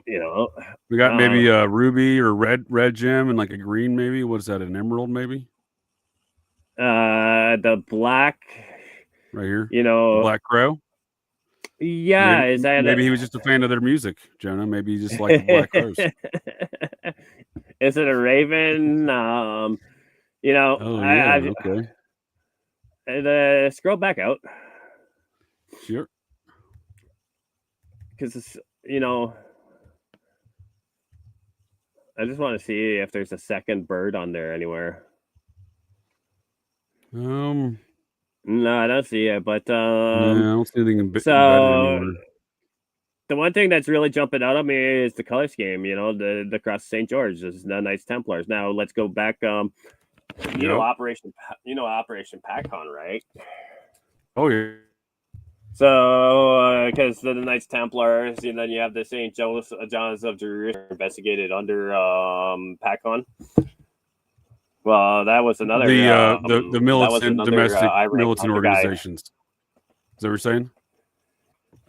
Yeah, Patriot Conspiracy. So the St. John's of Jerusalem was one of the 2 official listed under. Where were they out of? Do you know? Arkansas ones, I think it was. I think they're the Arkansas ones, but that was Iran Contra guy who was got the only convictions in that case. Interesting. Yeah. So you're saying they repurpose these same symbols, huh, for their stuff, huh? Well, no. For the George Washington there, the red and the white, the one thing that I'm seeing there is going to definitely be a Knights Templar, the St. George's Cross, right? Which is right. That's all fucking the red and white cross for England, right? That's the St. George's Cross, so that's what I'm seeing there. Yeah, this is also seen in the depicted in the DC flag. Headless Giant pointed this out to me recently. This was also seen in the DC flag, the Washington coat of arms, with those stars and whatnot, kind of depicting the cross of St. George, like you're saying. Bring up the Chicago city flag. Okay, what do we got? I'm not sure. I can't even picture that. It's not identical. I think it's like 3 red stars and blue. Yeah, it is. Interesting. It's almost Colombian, which is interesting since Colombian is obviously named after the goddess Columbia. For 6-pointed stars, but yeah. Yeah, the blue-white stripe things kind of remind me of Columbia. Yeah. So what's these stars? What are these kind of stars? They look like CIA stars to me. Are those CIA stars? You know what I mean? You see on the lobby before there in Langley? I kind of get the universal hexagram feel out of that. Yeah, a little bit. Yeah, if you turn them sideways. Sure. Yeah. I mean, maybe Dave Grohl made it, right? Studio 666. Oh, no. Yeah, no, it still looks like it. Sure. No, I know. I was just referencing when I sent you that. Remember that? You remember that? Yeah. What movie was that? Studio 666. Oh, that was the name of it, right? Yeah. I think yeah. a long time ago, too. Yeah. Studio 666. Yeah. Where Dave Grohl kills his whole band, and then a second band member has suicides while he's in Brazil. You know, what a weird cast. It was the Foo Fighters, but no, but they got Whitney Cummings, Will Forte, Jeff Garland. Oh, you mean the supporting cast? You know what I mean? The non-Foo Fighter folks, yeah. And then Taylor Hawkins dies in fucking Brazil right afterwards of a fucking overdose or some shit. Oh, that's right. He did die, didn't he? This was 2022. Yeah, that'd have been right about the same time, huh? Yeah, just like Kurt Cobain died. Yeah. I sure as fuck wouldn't want to be in Dave Grohl's band. I'm just saying that. I mean, maybe if I wanted to. He wasn't even the first drummer in that band, because the first drummer, I think, went to the Army Special Forces, if I'm not mistaken. Jason Everson, I think, was his name. Oh, before Grohl, Jason Everman, maybe Jason Everman. Yeah, the other day when you were talking about all the Fort Bragg connections, I was I was wanting to point out, you know, just like fucking on that day in September, I got that passport. You know, 2 planes can take out 3 buildings, but not a fucking passport. Right. Yeah. But then, you know, just this year on fucking New Year's Day, a Cybertruck could take out an entire fucking lobby of a fucking Vegas hotel. The fireworks display. But his military ID is untouched. Right, and he was out of was it 10th group out of Fort Carson. I thought he was out of Bragg, but then the other guy. Oh, I think he did some time at Bragg, but his most recent assignment was I think the 10th group, because the 10th group has a contingent over in Germany, which is where he allegedly got radicalized with the Ukraine T-shirt he was wearing, right? And the other guy from fucking New Orleans, where they fucking, you know, he was also tied to Fort Bragg, but you know. Oh, that's right. That was at the same time too, wasn't it? I forgot about that. It was the same fucking day, but then the New York Post was in the crime scene before it was even forensically finished. They were in there like, oh, hey, that's right. Check this out. They took a tour of the house. They're like, oh, let's take some fucking trophies home with us, folks. No one cares. Yeah, like the forensic team wouldn't even been fucking done. It was on the 2nd. They're in there, and it happened on the 1st. And people were like, oh my god, check this out. It's like what? Like. It's just like you know. That's right. That was connected directly to that guy. Was directly connected to Fort Bragg at that time. Like that was where he was stationed. Yeah, I do think that one guy was previously stationed. The Vegas guy. Yeah, and they were both on the January 1st, and they both had fucking electric vehicles. They're the one had the Cybertruck, the other one had a Ford F-150 Lightning because he wanted to use the Cybertruck, but he couldn't get it on Turo. No, I cut out there for a second. Oh, I was saying that the other guy wanted to use the Cybertruck too, but then he couldn't get it, so he had to get the F-150 Lightning. So that I've always found it very suspect that the explosive expert from Army Special Forces could only put together a firework display. You know what I mean? That in and of itself seems preposterous. So Everman here was not the drummer. He was the original guitarist for Nirvana and played bass for Soundgarden, and then he was a Green Beret for 3rd Special Forces group. Like, I mean, can you tell me any more that fucking grunge was just a psyop? I mean, don't get me wrong. Like, now this guy was at Fort Bragg. Third Special Forces is at Fort Bragg, so 3rd and 7th. So he's a Fort Bragger. We got a Fort Bragger in the house here. I will second an opinion of yours. Well, maybe not a second opinion, but the movie Singles had like the greatest soundtrack of the 90s at least. Yeah. I was a big I agree with you there. I was a big fan of that movie too, man, to be quite honest with you. I mean, Cameron Crowe writes and directs a good film. I enjoyed Almost Famous. That's a fun film. You know the guy Philip Seymour Hoffman plays in Almost Famous, the radio DJ. His name's famous radio DJ. Name's escaping me right now, but he's the guy who actually coined the term grunge. Nah, like I've brought this up many times, and like anyone who's gonna judge me on it, I don't give a fuck. Who cares about you, anyways? But I was like my power skinhead. I might have gotten in trouble in the USA and had to come back to Canada, but luckily that was pre 9/11. Otherwise, I'd probably still be in custody. But no shit, it's kind of funny. Right? It's kind of funny though too, because like at least the one good thing about the growing up that way is by like mid 90s, I was like, look at Powder. Look at I never fucking going to give any of my attention to these fucking pedophile fucking trash bag fucking mind control operatives. So like, if I don't have a fiance in my life, I ain't never fucking watching a movie or listening to music. Like maybe some classical, but I'll listen to a book because it's all like, and like you and I and Nick, and we pull up these, like any of us can pull up the patents and tell you that, like, oh yeah, well here's how they're using this to, using these color waves. Here's how they're using these radio frequencies, etc. And it's like, why am I gonna do that to myself? I don't even carry my cell phone most of the time. Like, if you don't watch out, you'll end up looking like Robert Reich here. Yeah. In a contest with Danny DeVito for who's taller. But who's the Nephilim fucking reject? Right, the Lurchy character. I'm not sure. Well, Jonah, I appreciate the conversation tonight, sir. This has been some very informative stuff. I know I've learned a number of things. I'll certainly turn it over to you for some closing statements, and you and Nick both. But if you'd like to share some statements, and also that link, I'll make sure it goes in the show notes. For your show there. I'll get the most recent there. Anyone who goes to the Raven Kiefer, no apologies, it's on Spreaker. We do, we usually do regulars, and a lot of times we just talk shit like this. Sometimes we call it Jonah Deep Dives, where I come in with a bunch of research. But you do that well, sir. You got a lot of details.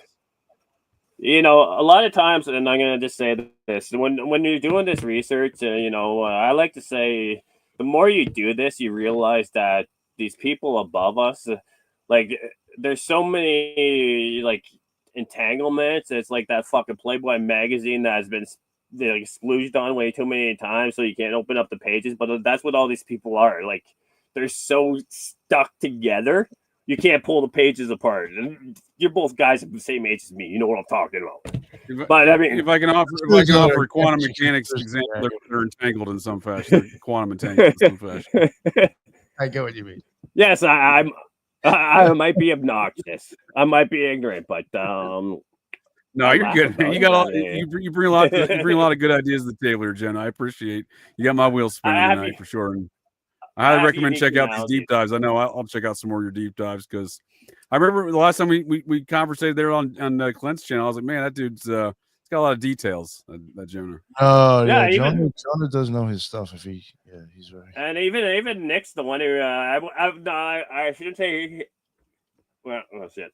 I shouldn't say he was the first one, because Justin actually, the one day I was talking shit and I mentioned that I was a skinhead, so he did a private where he just talked to me about my life. But first show I did was with Nick. There we did, and then it's kind of funny. I've actually been going back to it. We did cognitive warfare, limited hangouts, all that shit. But I've been digging into the cognitive warfare recently.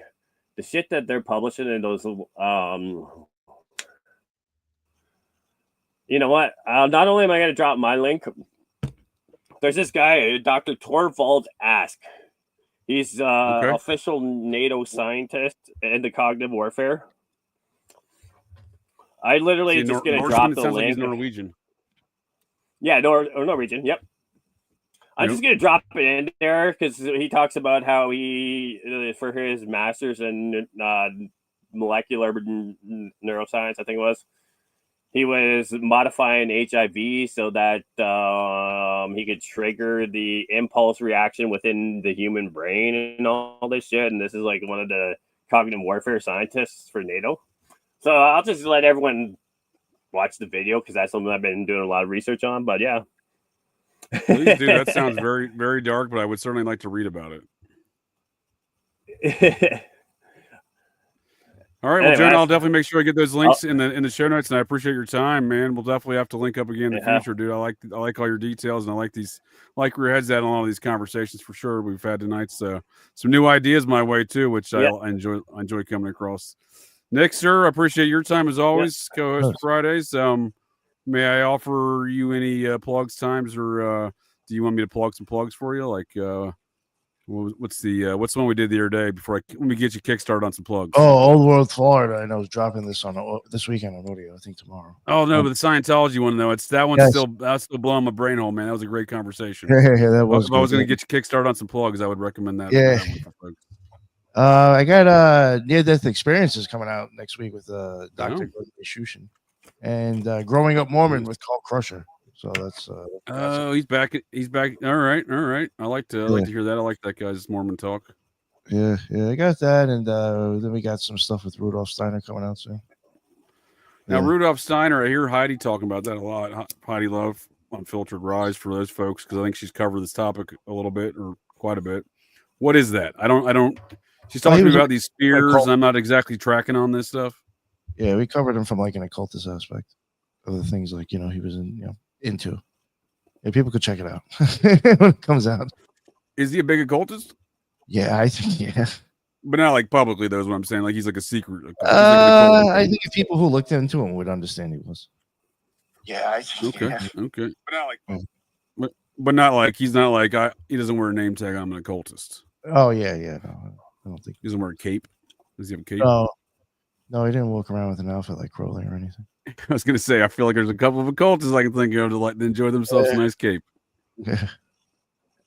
Elvis Presley had one.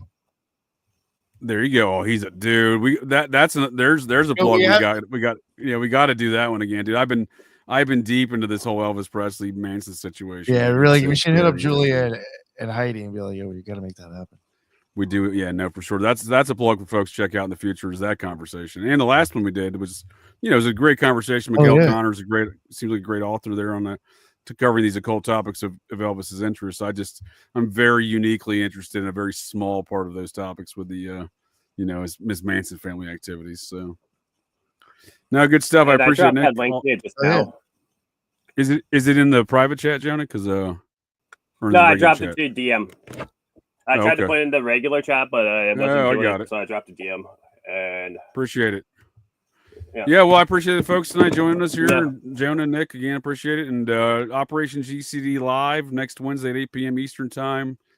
Topic is, you guessed, TBD. This last one, though, I really I might be unpacking some more of that because I'm really stuck on this topic of Idaho Contra, comparing the Idaho 4 murders and the environment in which it occurred in to the situations around the drug trafficking, gun trafficking of Iran-Contra, because we got drug trafficking, we got gun trafficking, we even got Iran-Contra people up there and around the Idaho situation. But the more I look at it, the more what you've seen some of those details? You familiar with what I'm talking about? No. When you're talking about all that, I just wanted to drop a name on you and see what you come up with, anything at all. But Bo Grills. Oh yeah, I'm familiar. You know Bo Grills? Oh yeah, U.S. Army Colonel, right? You got the one who was negotiating with fucking Weaver. They had to call him in to negotiate with Sam Weaver, right? Or and then he was directly involved with fucking Waco somehow. Yeah. He was an interesting character. Yeah, so when you're saying Idaho 4, like Ruby Ridge was Idaho, so I was just wondering if you had any opinion on that whole thing, like Bo Grills and all that, because it wasn't he tried to brag too. I'll add that to the list because that's an excellent point. Because here's another one for you that went down in Idaho relative to Iran-Contra. Is the Nugan Hand Bank co-owner and founder John Michael Hand, who was a CIA operative in Green Beret under Edward Lansdale in Vietnam, murdered in Australia. Yeah, in Australia, right? The bank was kind of the early domino in the Iran-Contra. There was a CIA money laundering bank out of Australia. The Australian lawyer he started it with committed suicide. Yeah. He basically pops smoke and disappears to Idaho for the next 25 years. Yeah, with the shotgun in the passenger seat. Right. Yeah, there's a well, yeah, old no. Nugan. Oh no, Well, I don't know if it was the passenger seat, but Nugent had. If I do remember correctly, Nugent had a suspicious death. And John Michael Hand, the CIA Green Beret guy, Army Special Forces, he popped smoke and lived under an assumed name in Idaho for the next 25 years. Yeah, that'd be a great one that I'd be interested in covering one day. Because also you think of all the the Gladio shit, but then the guy from Milan who fucking got down under the construction, but you couldn't get there, and somehow hung himself. You know what I'm talking about, the Blackfriars hanging? Yeah, the Vatican banker, right. Yes. Yep. No, that'd be a good topic to get into. Like that's all. It's all connected, and all those guys know Bob Cocaine Evans' friend and his boss, Charles Bluedhorn. He was doing all the banking deals with Michael Sedona, for First National Bank there, and the Vatican bank scandal, and he also. Dude, what about? Well, good. What? I think it was 2019, right before COVID. Right. Yeah. Right before COVID. Right. When they took in that fucking, they took in the entire Freightliner, which was owned by J.P. Morgan, with like fucking a retarded amount of tons of cocaine. And it was a J.P. Morgan flagship.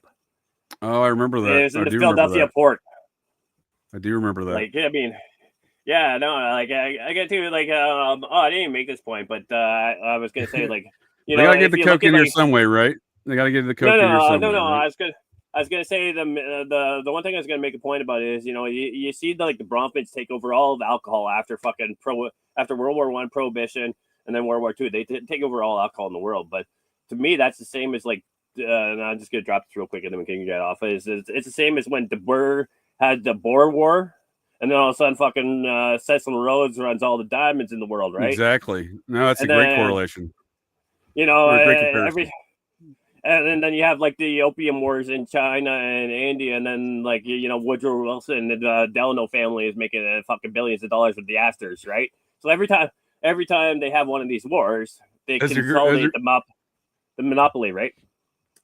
No, those are great points, Jonah. Those are great points, and we might have to have a deeper discussion on some of these, especially the Iran-Contra stuff in the future. We'll have to reconvene here in the future. There was a question here for Nick, though. I wanted to let him get an answer on. Nick, have you ever had a show with Douglas Dietrich and his U.S.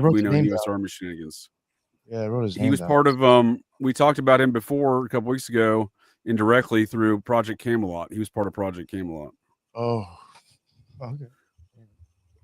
You don't know. Just do what you must with that. But he was Kerry Cassidy. That's Project, right? So Project Camelot. Right.